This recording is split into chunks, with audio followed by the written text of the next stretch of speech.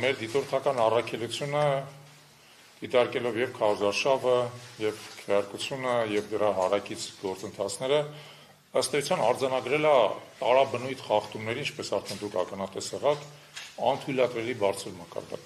անթույլատրելի։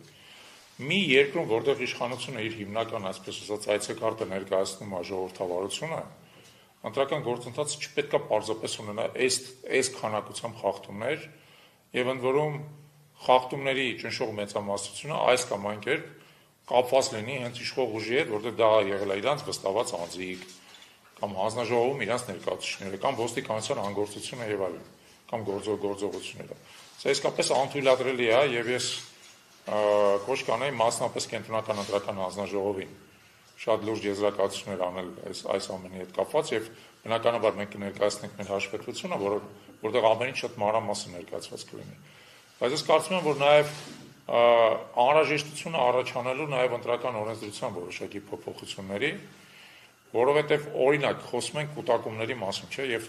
բազմիցս տարբեր ընտրատեղամասերում ականատես ենք եղել այդ կուտակումներին, հա։ Ըստ էության